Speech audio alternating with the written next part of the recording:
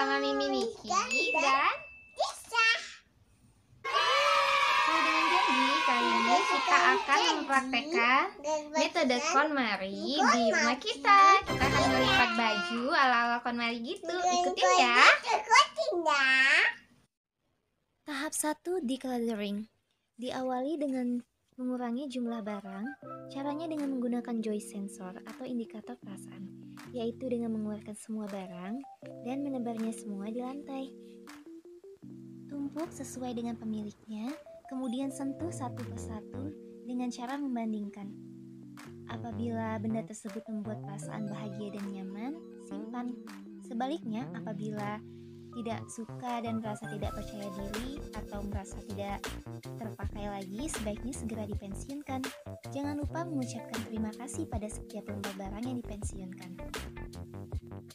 Indikator spark joy artinya memancarkan rasa bahagia, sukacita, atau penuh cinta. Uniknya, setiap konsep inilah yang pada nantinya akan mengubah pola pikir kita. Alih-alih fokus mencari mana barang yang ingin disingkirkan, kita malah lebih mengutamakan memilih barang yang akan kita simpan. Marie Kondo menemukan konsep ini saat ia sedang lelah berjuang membenahi kamarnya yang berantakan tiada henti.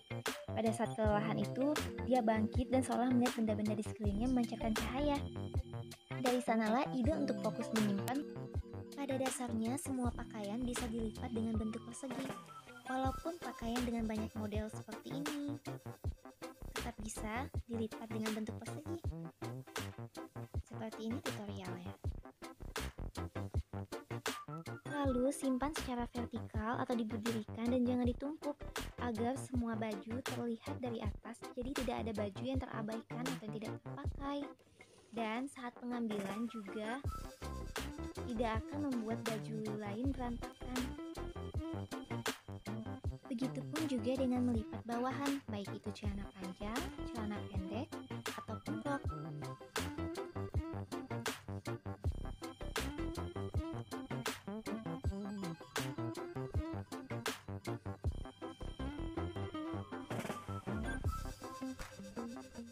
Setelah dilipat persegi, maka pakaian yang sudah terlipat tadi dapat berdiri seperti ini. Lalu tinggal kita susun saja di tempatnya.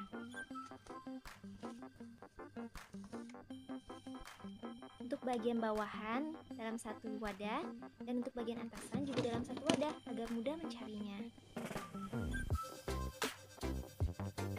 Nah, kalau misalnya bajunya sepasang kayak gini, ada atasan sama bawahannya, itu biasanya aku lipatnya disatuin gitu. Kita lihat ya caranya.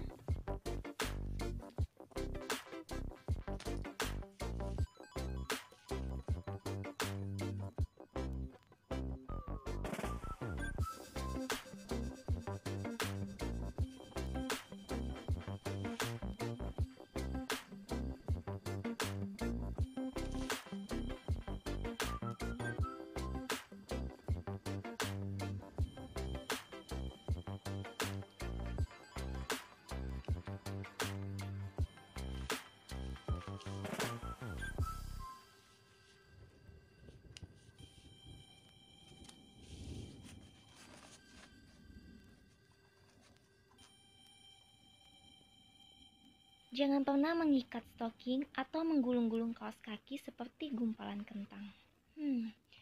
Marie Kondo selalu menganggap benda-benda mati itu seperti hidup. Setelah mereka dipakai seharian, saatnya mereka beristirahat dan disimpan dengan baik.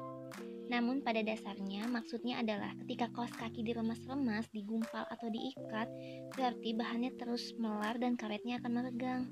Belum lagi bisa menggelinding ke sana dan kemari saling bertabrakan tiap hari. Lalu simpanlah di rumahnya. Seperti box organizer yang aku punya ini. Ini bisa untuk tempat underwear, kaos kaki, gitu, ataupun dasi. Nah, seperti yang sudah aku bilang tadi, Marie Kondo selalu menganggap benda mati itu seperti hidup. Jadi membuatkan rumah, mengibaratkan semua benda sebagai partner kita selayaknya manusia. Mereka juga harus memiliki rumah tinggal atau tempat yang layak untuk mereka beristirahat. Jadi selama ini tanpa kita sadari, hal utama yang membuat rumah berantakan hanya ada dua sebab. Pertama, banyaknya barang atau overload, sehingga meluber dan tidak ada tempat, dan yang kedua, tidak segera mengembalikan barang pada tempatnya. Namun menentukan tempat atau rumah pada setiap barang tidak serta-merta kita tentukan di awal, tetapi di akhir setelah proses decluttering selesai. Tujuannya adalah supaya kita bisa menghitung dengan pasti kebutuhan storage setiap barang. Nah, masuklah kita di tahapan kedua, yaitu organizing. Karena lemari yang aku punya bukan model drawer atau laci, melainkan lemari yang model memanjang seperti pada umumnya, jadi aku menyiasatinya dengan menggunakan keranjang-keranjang berbentuk persegi seperti ini. Lalu aku menggunakan ring hanger seperti ini untuk menyimpan kerudung-kerudung aku. Jadi muat banyak gitu. Satu ring bisa aku tumpukin 4 sampai dengan 5 kerudung loh. Nah, selesai. Mari kita lihat yuk isi lemari aku setelah aku melakukan decluttering dan organizing. Nah, di bagian sini itu adalah bajunya Yeshua anakku. Aku membaginya dengan baju rumah dan juga baju pergian, bagian atasan dan bawahan.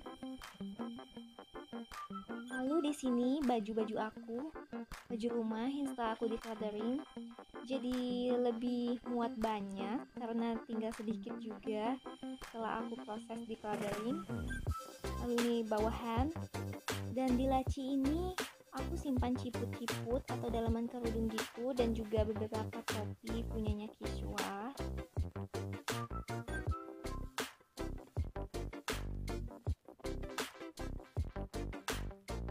Lemarinya jadi kelihatan lega dan bersih, jadi nggak kayak penuh gitu loh.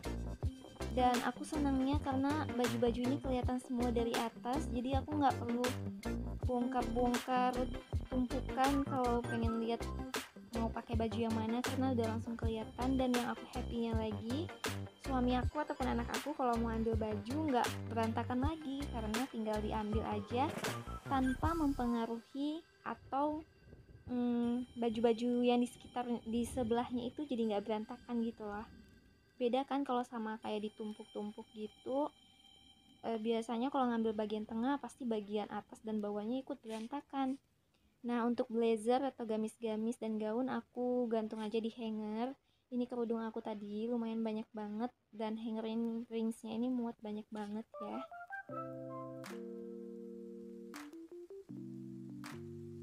Lalu di bagian sini masih ada baju-baju lagi. Ini semuanya per kategori aku urutkan, kayak baju bepergian atau baju rumah, baju santai, bawahan, atasan, kayak gitu. Dan ini box organizernya tadi, tempat underwear, kaos kaki, dasi, kayak gitu. Nah, kalau kalian penasaran dan pengen tahu lebih banyak tentang metode KonMari-nya Marie Kondo, kalian nonton video aku yang sebelum ini. Seperti gambar di video ini, kalian tinggal klik link aja di bio di atas. Di situ aku nge-review 2 buah buku tentang KonMari. Yang pertama bukunya Marie Kondo yang judulnya Key Magic of Tidying Up, menjelaskan tentang bagaimana menentukan barang-barang mana aja di rumah kita yang membangkitkan kegembiraan dan mana yang tidak. Kemudian memulai kebiasaan berbenah yang efektif dengan sistem berbenah berdasarkan kategori, dan membabat habis situasi berantakan hingga menikmati efek ajaib dari rumah yang rapi beserta pikiran damai yang mengikutnya. Lalu buku kedua yang aku review di video ini adalah bukunya Khairul Nikmah yang judulnya KonMari Mengubah Hidupku. Di sini penulis mengajak kita untuk berproses bersama, dimulai dari membandingkan KonMari dengan beberapa model decluttering atau berbenah lainnya sebelum akhirnya mantap memilih metode KonMari ini. Kemudian dengan penyesuaian pada ide awal metode ini sesuai dengan kondisi di Indonesia, dilengkapi dengan tips menerapkannya bersama pasangan, anak, dan masyarakat. Di sini juga penulis menceritakan pengalamannya dalam membangun komunitas KonMari Indonesia. Dan kalau kalian penasaran di mana aku beli storage box yang tadi ada di video ini, kalian bisa nonton video aku sebelum ini yang judulnya Shopee Haul Storage Organizer Box ala Konarnya Marie Kondo. Karena di video ini aku akan kasih link belanjanya, terus harga-harganya lengkap banget pokoknya, dan semua harganya murah-murah banget. Kalian harus nonton ya, klik link di atas. Terima kasih sudah menonton video kita. Bayar komis kakak rumah. Assalamualaikum.